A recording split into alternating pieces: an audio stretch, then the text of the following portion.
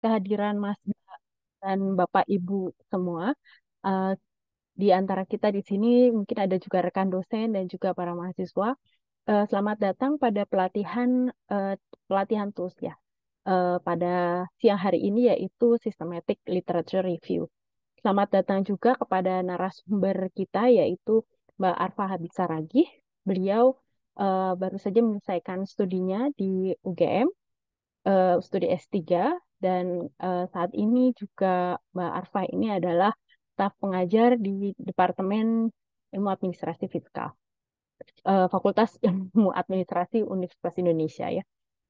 Baik, dari kegiatan ini diharapkan bahwa para peserta, Bapak, Ibu, Mas, Mbak semua dapat melakukan tinjauan literatur yang sistematis sehingga dapat membuat sintesis yang baik dari studi literatur tersebut, sehingga dapat memperoleh kebaruan ataupun juga novelty dalam penelitian yang dilaksanakan. Untuk untuk pelatihan pada siang hari ini ada penelusuran literatur, bagaimana caranya penelusuran literatur, kemudian bagaimana melakukan jauhan literatur tersebut secara manual dan juga dengan menggunakan alat atau tools ya, dengan menggunakan Force Viewer.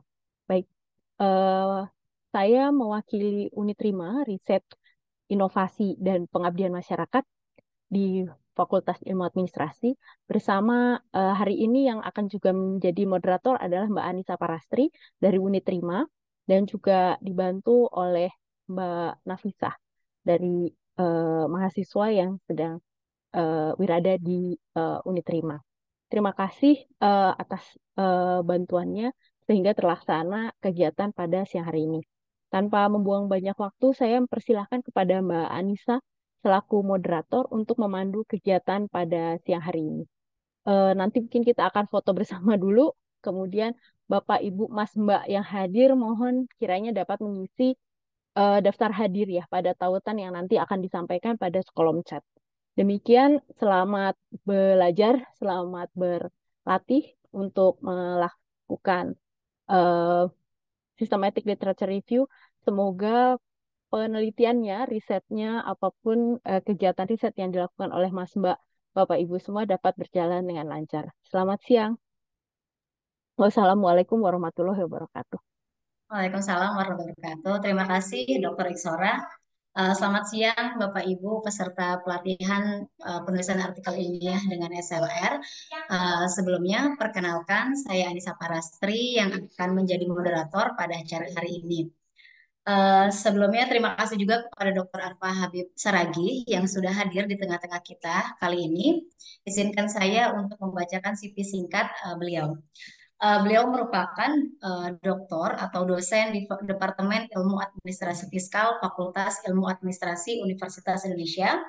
Beliau baru saja di tahun 2023 menyelesaikan pendidikan doktornya di FEB UGM, kemudian menyelesaikan pendidikan masternya di FEB UI pada tahun 2014, dan pendidikan S1-nya di FEB UI juga pada tahun 2010. Riset area dari Dr. Arfa Habib Saragi ini terdiri dari tax accounting, tax administration, tax governance, accounting information system, information technology governance, corporate governance, dan financial accounting. Dr. Arfa Habib Saragi ini juga aktif menulis dan banyak sekali tulisannya yang telah terpublikasi di jurnal internasional terindeks Scopus. Pada tahun 2020 hingga 2024 ini sudah banyak publikasinya di Scopus dari Q2 sampai dengan Q1 sekitar 10 publikasi ya, Barpa kalau nggak salah. Dan juga beliau juga aktif menjadi reviewer di beberapa jurnal internasional. Kembali lagi Q1 dan Q2 sepertinya emang udah jadi makanannya Dr. Arfa Habib ini. Baik, tanpa lama-lama lagi kita persilahkan kepada Dr. Arfa untuk menyampaikan. Kita belajar banyak dari Dr. Arfa ini. Kepada Dr. Arfa dipersilahkan. Baik, Bismillah. Assalamualaikum warahmatullahi wabarakatuh. Selamat sore, Ibu Bapak, rekan semuanya. Pada kesempatan hari ini, sebelum saya mulai, saya berterima kasih atas kesempatan yang diberikan oleh pimpinan, wakil pimpinan, juga Mbak Iksora, Mbak Dr. Iksora selaku manajer 5, gitu ya. Terima kasih juga untuk kehadirannya. Semoga pada sore hari ini saya bisa membagikan pengalaman saya menulis SLR dan mempublikasikan SLR tersebut begitu ya. Yang ingin saya sampaikan eh, yang sederhana tapi powerful begitu ya, yang efektif, efisien, mudah diadopsi sehingga teman-teman semua nantinya diharapkan bisa mengadopsi apa yang saya lakukan begitu ya. Karena setelah saya membaca banyak hal, saya mencari jalan yang paling ringkas begitu ya saat itu. Padahal pada intinya nanti banyak strategi yang bisa dilakukan untuk SLR. Tapi yang ingin saya sampaikan di permulaan ini adalah yang sederhana tapi powerful gitu ya, tapi tetap bernilai. Oke, saya izin share screen. Eh, Mbak Nisa di sini tulisannya host disabled, participant screen Ya, tunggu sharing. sebentar ya, Mbak. Ya,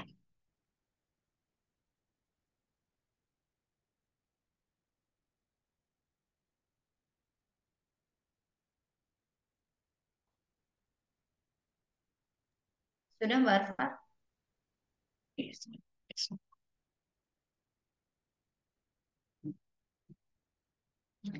oke, ya sudah terlihat ya. Baik, apabila nanti ada pertanyaan yang mungkin ingin ditanyakan, bisa diketik di kolom chat atau mungkin nanti dibacakan oleh Mbak Nisa di akhir begitu ya. Mana yang eh, lebih baik untuk diterapkan. Tapi nanti kalau misalnya pertanyaannya urgent, saya jawab segera bisa begitu ya. Eh, Khawatir saya ada yang skip dalam menyampaikan penjelasan dan seterusnya. Baik. Ya, berikut adalah outline yang ingin saya sampaikan pada kesempatan ini. Saya mulai terlebih dahulu nanti sedikit pendahuluan. Di bagian ini cepat saja. Kemudian ada 5 hal yang ingin saya sampaikan ya. Poin 1, 2, 3, 4, dan 5 seperti di layar. Penutup lalu diikuti oleh question and answer gitu ya, Q&A section. Ini tadi sudah disampaikan sedikit oleh Mbak Nisa. Approach-nya saya memang dua ya, tapi majornya di kuantitatif, em, minornya di kualitatif. Ini capaian saat di S3 selain menjadi lulusan studi tercepat, juga IPK tertinggi, juga dengan publikasi seperti ini begitu ya. Ada 8 di Q1 dan 2 di Q2. Dan sebagai informasi ini baru diperoleh saat ketika saya masih ketika saya baru mulai S3 begitu ya. Sebelum S3 saya belum punya publikasi di Q1 ataupun Q2. Jadi capaian publikasi ini baru benar-benar tercapai ketika sudah duduk di bangku doktoral gitu ya, tugas belajar.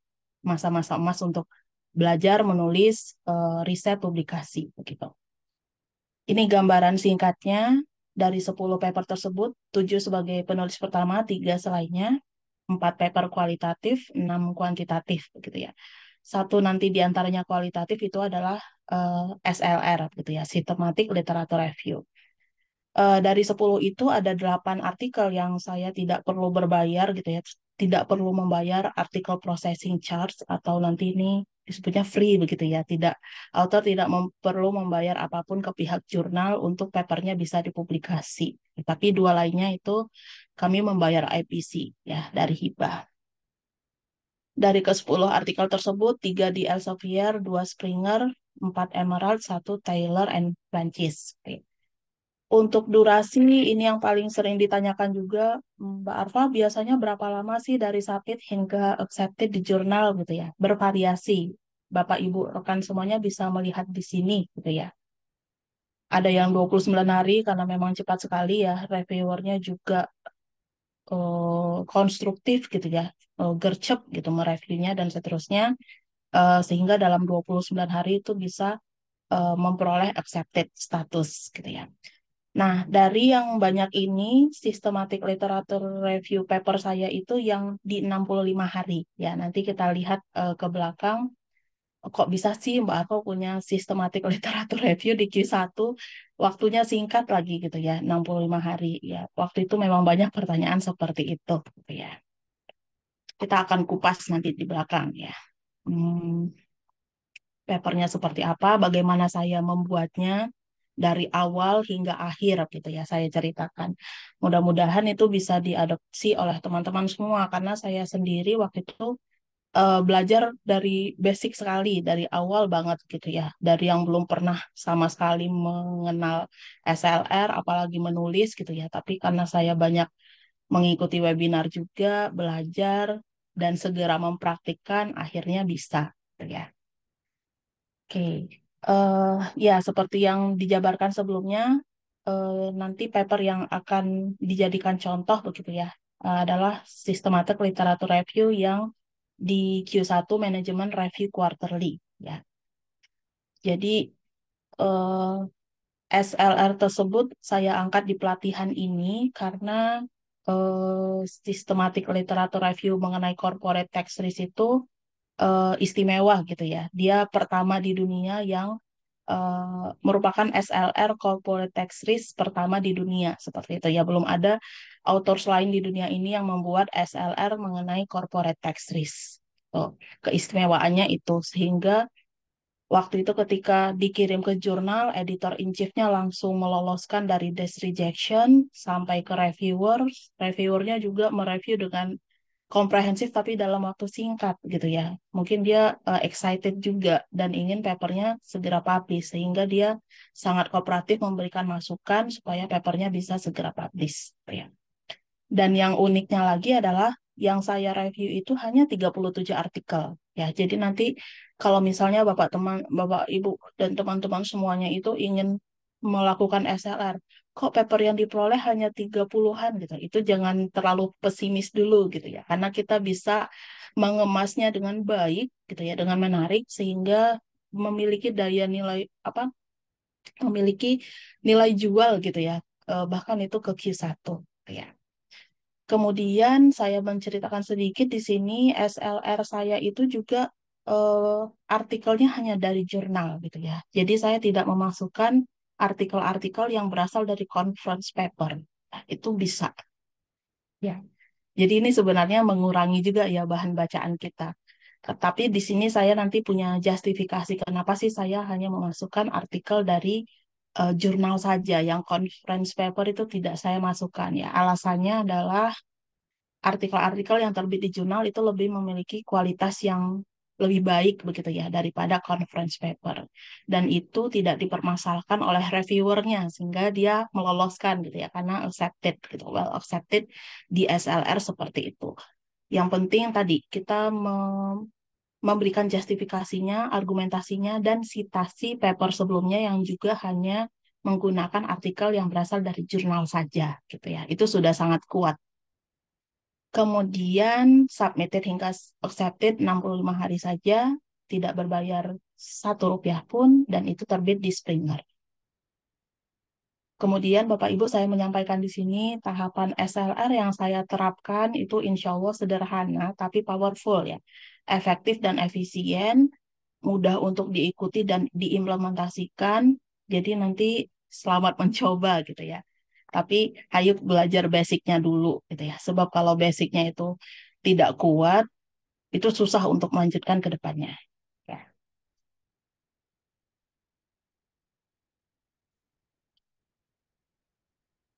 ya ini tampilan atau wujud si papernya itu gitu ya. Corporate Tax Risk Systematic Literature Review. Dulu itu MRQ hanya 0,89. Sekarang sudah naik banget jadi 1,83 gitu ya. Roundnya hanya 2 kali, maksudnya apa round 2 kali? 2 kali direvisi gitu ya. Sekali kirim, direview oleh reviewer, saya revisi, terus balik lagi ke reviewer, saya revisi kembali ya. 2 kali siklus itu terjadi.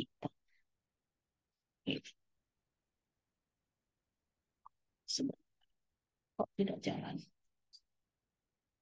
Nah, isi artikel secara singkat ini saya skip saja ya, tapi yang ingin saya sampaikan di sini adalah secara umum, artikel Systematic Literature Review itu isinya dua. Yang pertama adalah menganalisis existing studies ya, yang terkait dengan konsep tertentu yang memang ingin kita pelajari gitu ya. Ini berlaku untuk semua disiplin ilmu ya, Bapak Ibu, rekan semuanya. Karena saya dari fiskal, saya mengambil contohnya tax risk gitu ya. Tapi kan nanti itu kalau di dunia sekarang yang lagi happening misalnya masalah karbon gitu ya, itu applied ya, dapat diaplikasikan dengan konsep yang sama. Atau bisa juga ESG gitu ya, environmental, social and governance ya, itu juga sudah banyak sebenarnya sistematik literatur review-nya gitu ya. Jadi ini dapat diaplikasikan untuk semua disiplin ilmu di area topik manapun gitu ya. Yang penting nanti kita punya definisi yang diacu, istilahnya apa saja, sinonimnya apa saja gitu ya. Sabar. Kemudian yang kedua yang sering kali dibahas di SLR paper adalah rekomendasi kita sendiri untuk future research agendanya seperti apa. Gitu ya. Oke. Kita masuk sekarang ke pembahasan. Ya, tadi pendahuluan sudah selesai. Ini sesi pembahasan poin pertama. Mulai dari apa dan mulai dari mana? Ya, ini sebenarnya pertanyaan yang dulu saya tanyakan pada diri saya sendiri, gitu ya, karena belum punya pengalaman sama sekali di dalam membuat SLR. Ya, mulai dari minus bahkan ya, nol, terus bingung, tanpa arah, gitu ya, hilang arah, terus paling menyedihkan itu tidak tahu mesti mulai dari mana gitu ya, mesti mulai dari apa, dari mana. Itu tidak apa, itu hal yang wajar terlebih bagi para pemula gitu ya. Hal yang tidak wajar itu adalah kita tidak mencari tahu gitu ya, tidak menyelesaikan masalah kita. Nah, langkah berikutnya adalah ini terlihat klise ya atau biasa, awali setiap usaha dengan berdoa, mantapkan niat gitu. Tapi nyatanya setelah saya praktikkan ya itu sangat krusial ya, istimewa dan luar biasa. Nah, yang penting saya sudah punya niat mau belajar SLR, menerapkan hasil belajar tersebut untuk menulis artikel SLR gitu ya, hingga resmi accepted dan publish online di jurnal yang baik. Jadi sejak awal harus sudah menanamkan itu ya Bapak Ibu, untuk pribadi saya, pengalaman pribadi seperti itu. Punya niat yang kuat untuk belajar, belajarnya bisa dari webinar, YouTube, sudah pelatihan, dan jangan lupa menerapkan gitu ya. Karena kalau kita sudah belajar banyak tapi tidak ada action yang nyata, ya tidak jadi SLR-nya gitu ya. Oke. Kemudian untuk untuk kita-kita yang pemula banget gitu ya, mungkin berkenalan sedikit dengan SLR. Secara sederhana, sistematik literatur review itu sesuai istilahnya, terminologinya namanya ya, tinjauan telaah literatur yang dilakukan secara sistematis dengan menerapkan serangkaian prosedur ilmiah. Ya. Ya, kenapa disebut sistematis? Karena tadi ada tahapan-tahapan yang dilakukan untuk bisa melakukan penyaringan atau proses penyaringan seleksi papers yang akan dibuat sistematik literatur review-nya. Ya. Langkah-langkahnya nanti bisa saya jabarkan di slide berikutnya. Kemudian mengapa SLR gitu ya? Pertama, sistematik literatur review itu hal yang penting gitu ya, karena kita memetakan literatur yang ada untuk topik tertentu gitu ya. Merekap atau merangkum perkembangan ilmu pengetahuan di topik tertentu tersebut ya. Dan dari situ nanti kita bisa memperoleh research gap dan novelty riset. Apalagi Bapak Ibu atau rekan semua yang sedang S3 atau S2 gitu ya, S2 atau S3 yang perlu research gap dan novelty untuk tesis dan disertasinya. Ya, apalagi kalau misalnya punya target juga nih dari tesis dan disertasi, mesti bisa menembus Q2 atau Q1 seperti itu ya. Jadi sangat penting. Kemudian alasan berikutnya adalah SLR ini relatif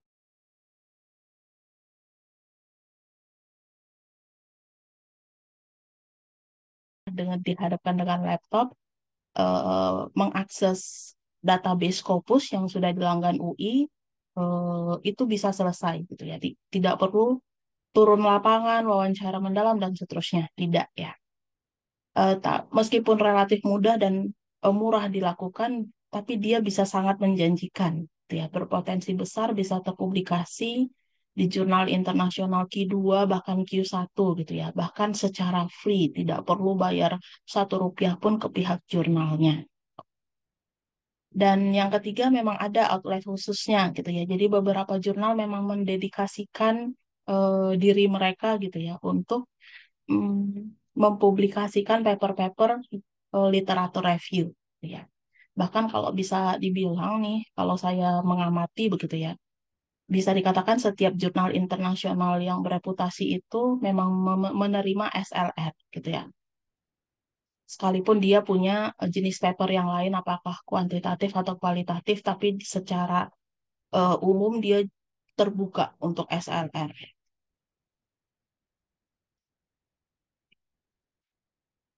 Nah, kemudian masih di poin 1 ya, mulai dari apa dan mulai dari mana. Setelah tadi bingung berkenalan dengan SLR gitu ya, bingung, terus mantapkan niat, niat belajar, niat menerapkan hasil, berkenalan dengan SLR. Pengalaman yang saya lakukan juga dan Bapak Ibu rekan semua bisa adopsi adalah tetap banyak membaca begitu ya, terkhusus SLR yang sudah ada. Ya, ini strategi yang bisa dilakukan ya, karena dulu saya ketika belajar SLR pertama kali, saya selain melihat webinar ya, karena zaman pandemik ya saat itu, saya mendownload beberapa sistematik literatur review yang sudah publish di Q1 atau yang indeks ABDC-nya itu A gitu ya, di level terbaik. Nah, kenapa ini penting? Karena itu bisa kita jadikan sebagai acuan gitu ya, contekan, kata kata kasarnya seperti itu, tapi ya kata halusnya seperti seperti benchmark gitu ya, acuan. Jadi saya kalau menulis paper itu saya pasti punya paper acuan, paper utama gitu ya, paper jagoan. Jadi saya menerapkan itu. Nah, saya pilih yang Q1 supaya langsung maksimal gitu ya, optimal, kualitasnya bagus, komprehensif. Biasanya SLR-nya itu disampaikan dengan sangat berbobot gitu ya, berisi. Kemudian ya itu ideal untuk dijadikan acuan dan akan tergambar dari kita banyak membaca itu nanti akan tergambar memang ada beberapa strategi yang bisa diterapkan untuk menerapkan SLR. Jadi Bapak Ibu rekan semuanya jangan heran ya kok paper ini SLR-nya seperti itu, kok paper ini seperti ini ya karena memang banyak strategi ragam strategi yang bisa digunakan ya. Tapi yang saya sampaikan di sesi pelatihan saya ini yang tadi ya, yang sederhana tapi powerful gitu ya, efektif dan efisien dan tembus kok di Q1 seperti itu ya. Oke, ini tadi sudah. Kemudian eh, masih di topik mulai dari apa dan mulai dari mana, sebaiknya kita berangkat dari research interest diri pribadi kita sendiri, gitu ya. Karena itu bekal yang bagus. Kenapa? Karena kita sudah memiliki paling tidak prior knowledge ya di area tersebut. Kita punya keingintahuan yang besar, motivasi untuk mengeksplor lebih lanjut. Ya. Kalau pengalaman pribadi saya dulu waktu di S3, disertasi saya itu salah satu areanya adalah corporate tax gitu ya. Jadi contoh terminologi yang dekat adalah tax avoidance, tax evasion, tax planning gitu ya, tax risk dan seterusnya yang berkaitan dengan corporate taxation. Nah, kalau sudah punya research interest, itu bekal yang bagus, terus kita punya eh, ketertarikan untuk area tertentu saat ini gitu ya. Kalau teman-teman yang lain mungkin ada pajak karbon gitu ya, itu bisa diaplikasikan atau tidak seperti global minimum tax rate dan seterusnya gitu ya. Nah, lanjutkan dengan pertanyaan ini. Kalau tadi sudah ketemu ya kata-kata kuncinya kita gitu ya. Tanyakan ke diri sendiri dan ke database gitu ya. Sudah ada belum ya SLR yang eh, tentang itu gitu, yang terpublikasi di jurnal? Jika sudah, apa langkah selanjutnya? Jika belum, apa langkah selanjutnya? Ini saya beri sharing di sini. setelah kita mendapatkan calon atau kandidat ide SLR gitu ya, cek terlebih dahulu ke database. Apakah SLR tersebut sudah pernah dan atau belum gitu ya. Jadi strategi yang saya gunakan adalah menggunakan fungsi search atau control find dengan kata kunci yang relevan ya di database Scopus yang dilanggan UI. Sabar ya, ini ada contohnya di slide berikutnya. Tapi ini gambaran dulu untuk secara umumnya seperti apa ya. Jadi ini memang step by step banget saya jelaskan proses di saya gitu ya. Ini semua eh mungkin ada juga nih, saya kembali ke sini sebentar untuk seperti membuka wawasan ya, apa sih yang bisa di SLR ini lagi gitu ya. Banyak, Bapak Ibu tadi ada carbon tax gitu ya, ada juga tax amnesty, ada juga systematic literature review, teori tertentu, stakeholders teori. Jadi systematic literature review itu bisa gitu ya. Misalnya kita mau bikin SLR mengenai teori resource based view itu juga bisa. Jadi bahkan ada juga yang saya baca itu systematic literature review mengenai teknik-teknik perencanaan pajak itu juga ada.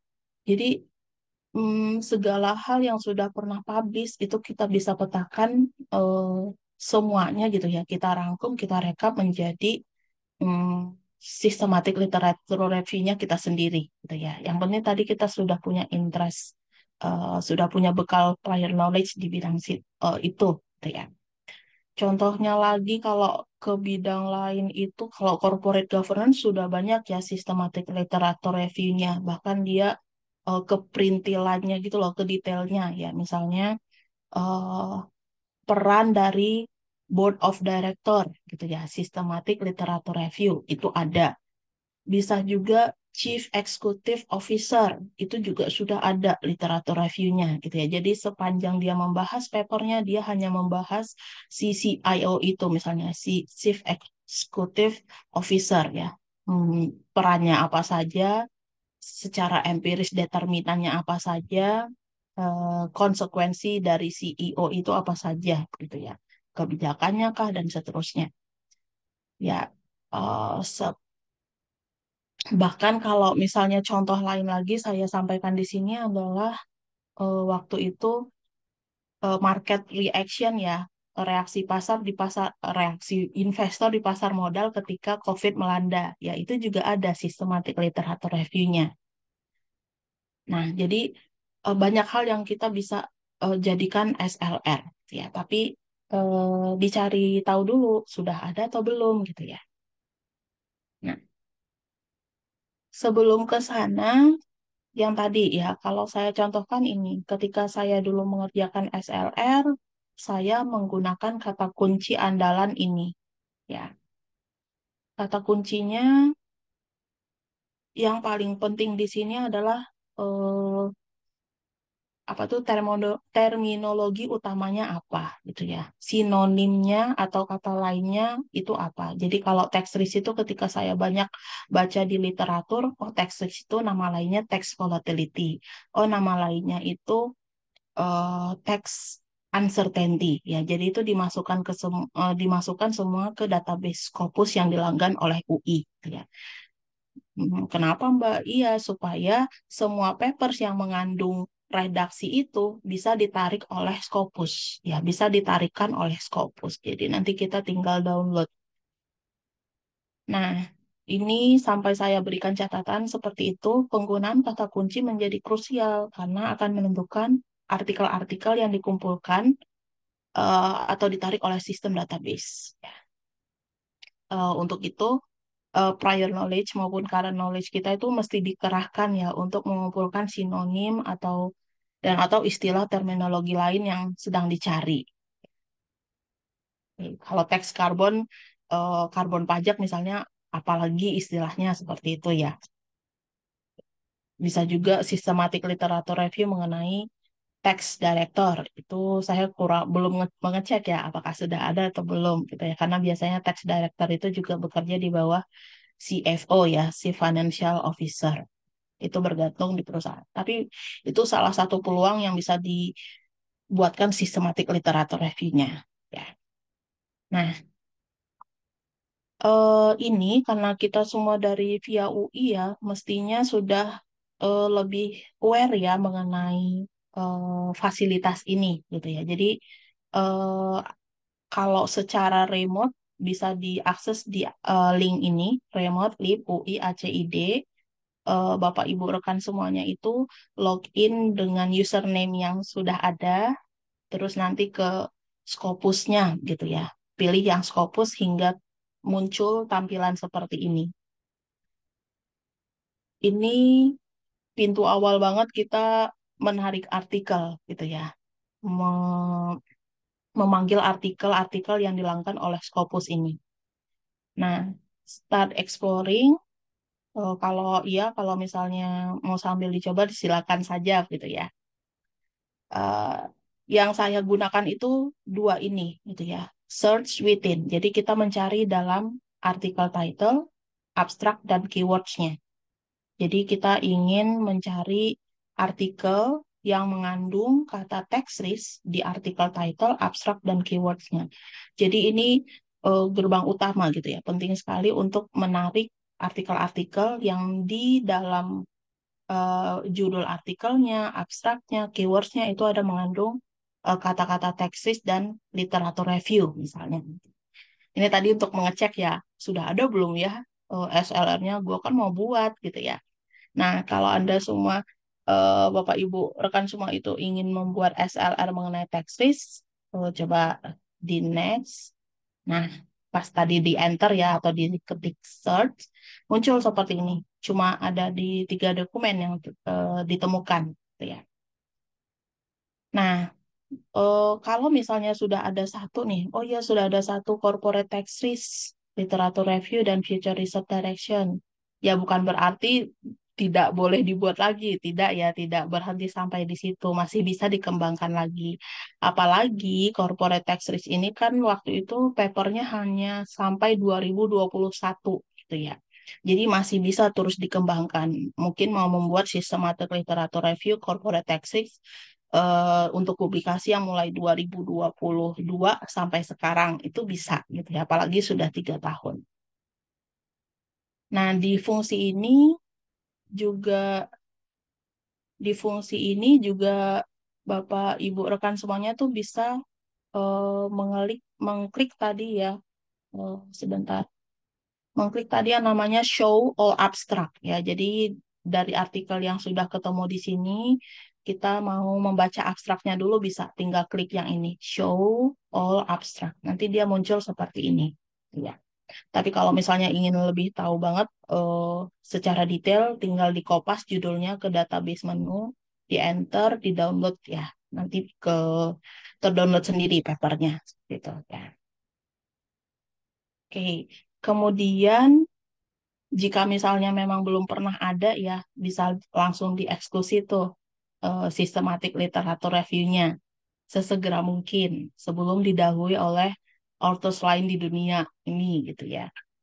Nah, tapi kalau kasusnya seperti tadi, jika sudah pernah ada dan tetap ingin menulis SLR di area tersebut, maka langkah pertama yang harus dilakukan adalah mendownload seluruh artikel SLR yang relevan, gitu ya.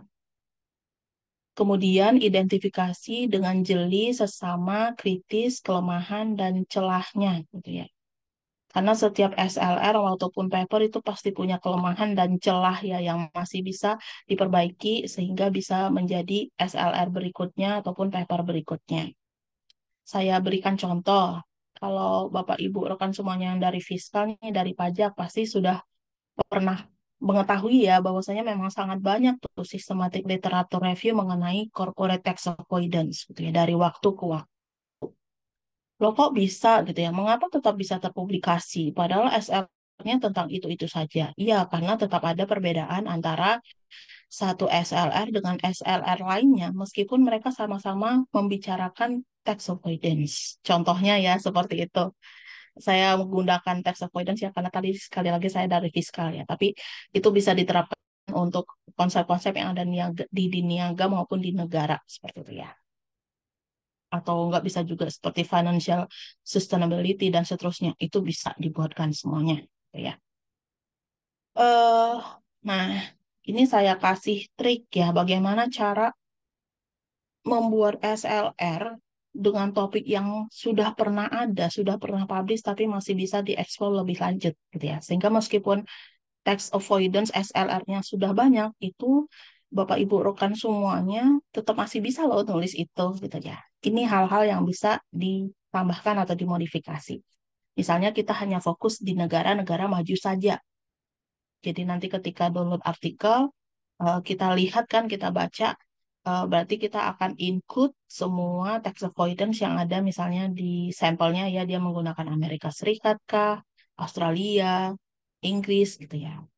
Atau bisa juga SLR-nya tuh fokus di tax avoidance-nya hanya fokus di negara berkembang saja. Bisa gitu ya. Jadi dari seluruh dunia, yang diambil menjadi sampel SLR kita adalah negara-negara berkembang saja. Atau bisa juga di satu negara saja. Kalau misalnya di satu negara, biasanya ini bisa sih ya, tapi coverage untuk publikasi di Q1 atau Q2-nya itu relatif terbatas ya. Mungkin hanya untuk jurnal nasionalnya gitu ya. Tapi yang saya perhatikan juga ada di benua tertentu saja kah atau di kawasan tertentu saja ya. Atau bahkan ada juga yang 5 tahun terakhir atau terkini saja. Atau kalau mau diperinci lagi nih, yang masih jarang adalah systematic literature review corporate tax avoidance, misalnya yang khusus membahas teori-teorinya. Ya. Karena teorinya ini sangat penting gitu ya, dan biasanya sangat laku sih untuk publikasi di Q1 dan Q2 ya. Karena dari pengalaman saya, yang paper-paper saya dari bagian disertasi ya, teorinya itu kuat sehingga bisa segera accepted dan publish di Q1 gitu ya. Ini tadi sudah berbagai pengukuran proksi dan seterusnya juga sudah ya. Kemudian yang saya lihat lagi ya, Bapak Ibu, rekan sekalian, meskipun SLR-nya masih mengenai tax avoidance, tapi dia lebih spesifik lagi gitu ya. Dia hanya fokus ke determinannya saja, itu ada. Terus dia hanya fokus ke konsekuensinya saja, itu bisa juga gitu ya. Jadi jangan berkecil hati kalau misalnya SLR tax avoidance kok sudah banyak gitu ya. Tetap masih bisa dikembangkan gitu ya. Atau kalau misalnya mau buat nih, tapi sepertinya masih dikit ya. Kalau mau buat nanti dicek terlebih dahulu ya, mestinya sudah banyak sih. Systematic literature review corporate taxation di masa pandemik ya, di COVID-19 itu lebih bagus lagi ya kalau misalnya dibuat. Kenapa? Karena COVID itu masanya itu di 2020, 21, 22 gitu ya, cuma 3 tahun. Itu peluang juga untuk dibuatkan systematic literature review. Ya, kemudian eh nah salah satu yang memperkuat nanti ya, SLR Bapak Ibu rekan semuanya adalah ini. Selalu akhiri dengan berbagai rekomendasi riset di masa mendatang. Jadi itu originalitasnya dari kita, mahal dan menjual. Ini yang menjual di sini maksudnya dibeli oleh kita, menjual ide kita ke editor in chief-nya, ke reviewernya, gitu ya. Hmm, diterima, ya mereka beli, maksudnya seperti itu ya, menjual, punya daya jual. Maksud ya bisa mengembangkan ilmu pengetahuan di masa depan ya. Oke. Kemudian, apa saja yang dilakukan di SLR? Dua yang utama, yang tadi saya sudah sampaikan di awal. Pegangannya ini, Bapak, Ibu, rekan semuanya. Jangan berpikir terlalu kompleks atau luas gitu ya. Pegangannya ini, dua.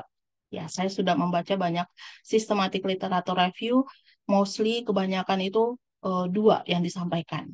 Ya, mereview, meninjau, menelaah, memetakan sekumpulan artikel yang sudah diperoleh, eh, kemudian merekomendasikan arahan riset di masa depan. Dua ini, gitu ya. Yang saya praktikkan di artikel saya juga seperti itu.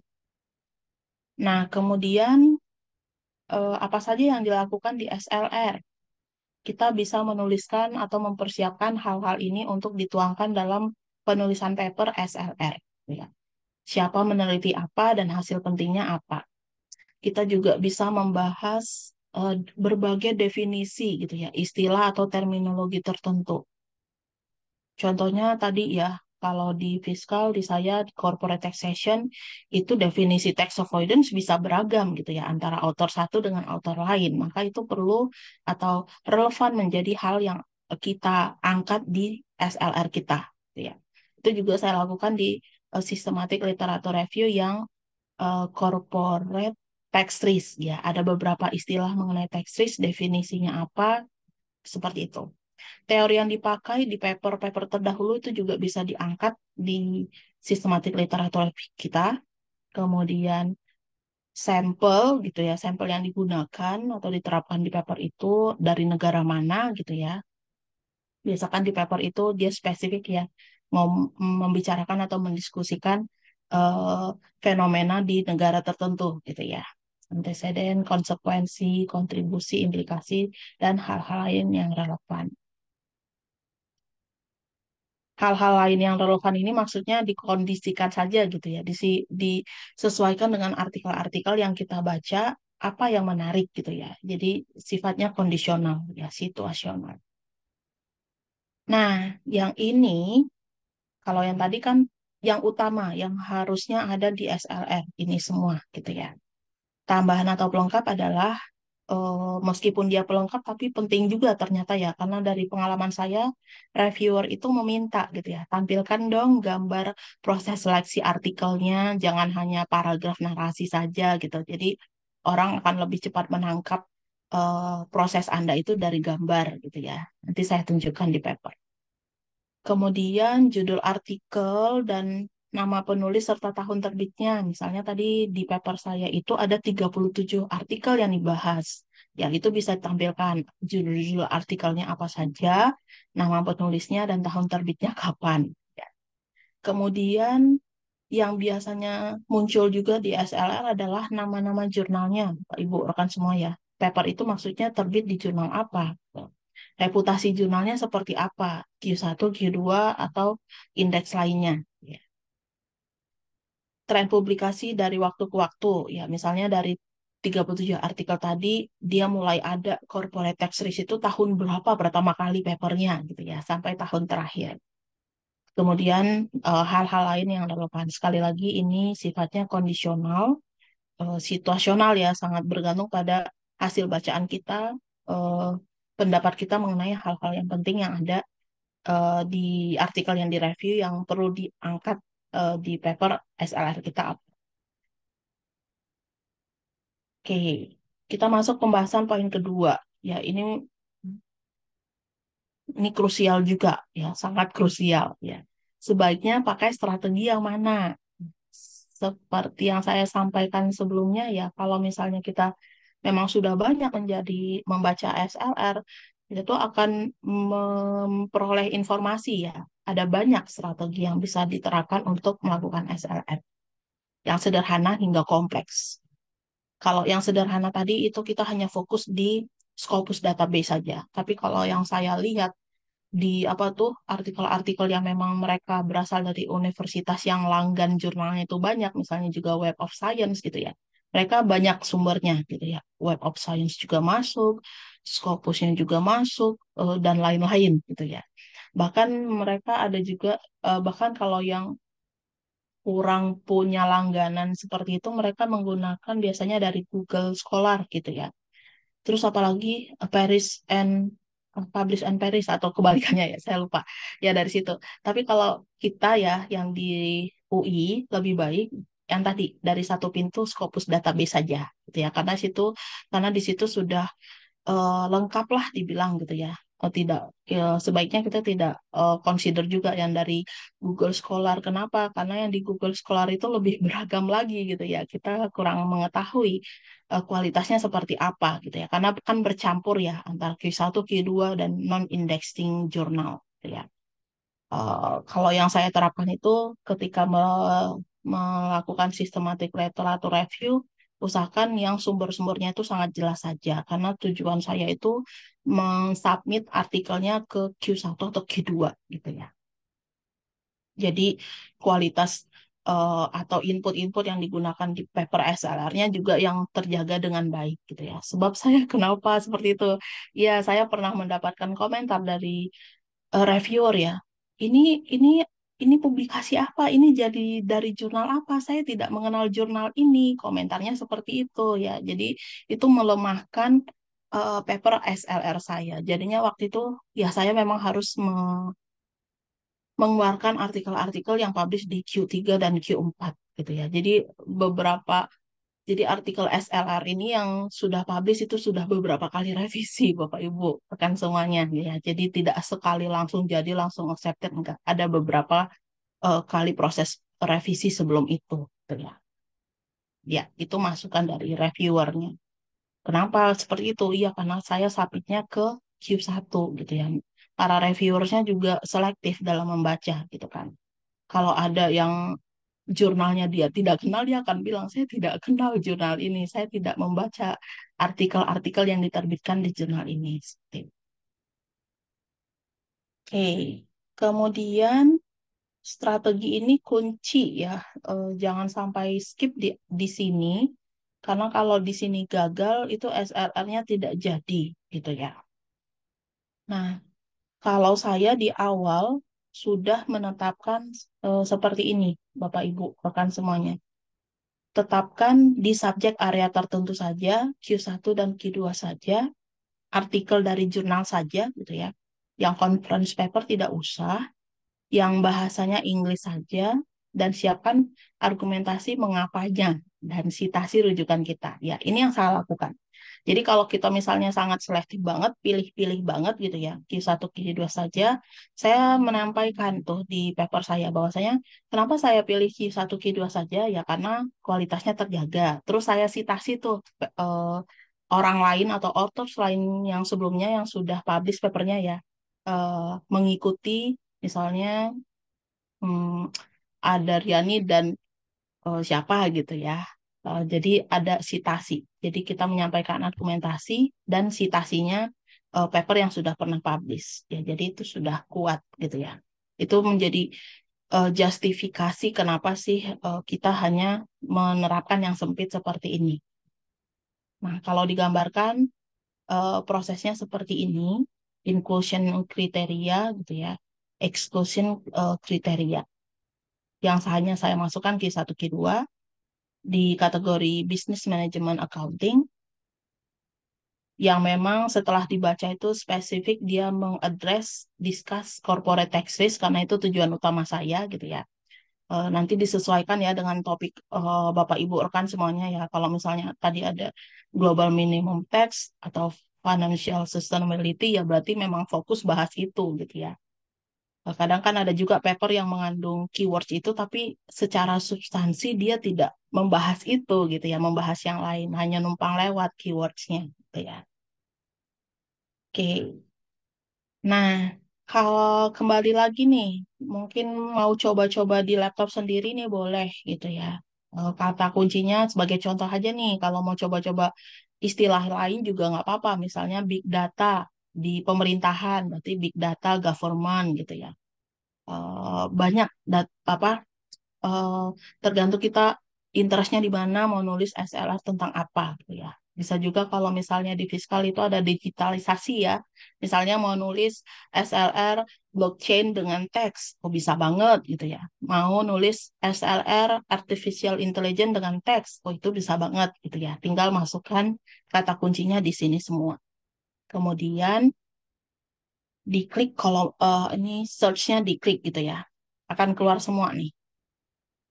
Contohnya di sini, setelah memasukkan kata kunci ya, jangan lupa tadi Bapak Ibu rekan semuanya itu jangan hanya satu gitu ya, tapi text list itu nama lainnya apa, definisinya apa. Jadi pastikan kita di awal itu memang menarik, maksudnya memang memasukkan semua keywords yang merujuk pada hal yang sama dengan beberapa istilah ya. Tujuannya tadi, supaya bisa menyaring, menarik semua artikel yang dibutuhkan. Nah, di Scopus yang di langgan UI ini, nih ketahuan nih muncul 386 dokumen. Ya. Nah, dari sekian banyak dokumen tadi, 386 dokumen. Mungkin komen pertamanya, wah banyak juga yang mesti gue review gitu ya. Banyak juga yang mesti saya review.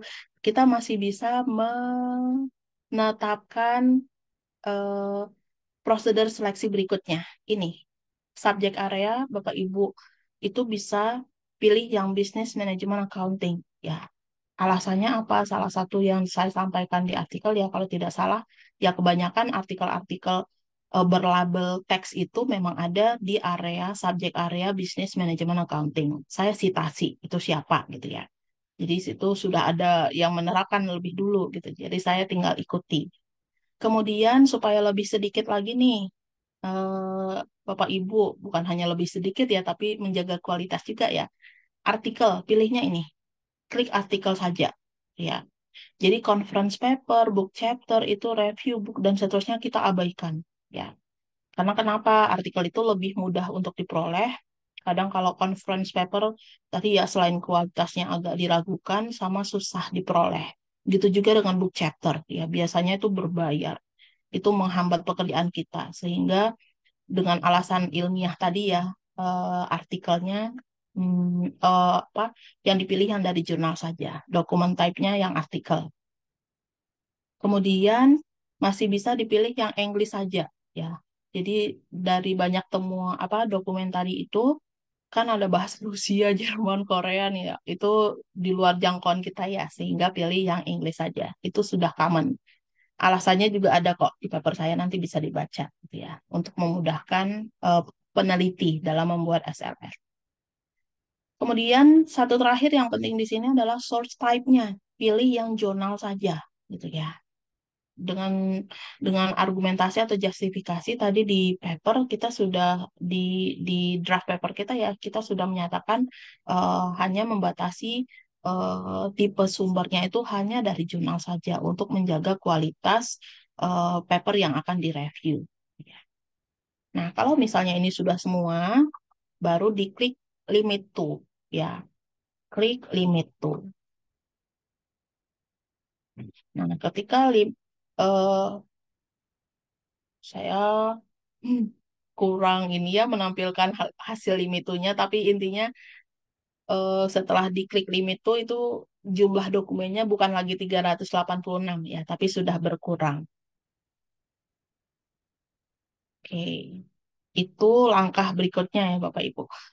Dan ini juga applicable kok kalau nanti hasil downloadannya, hasil apa pencariannya kita download dalam bentuk CSV ya atau Excel, itu bisa di-input nanti ke dalam Viewer ya.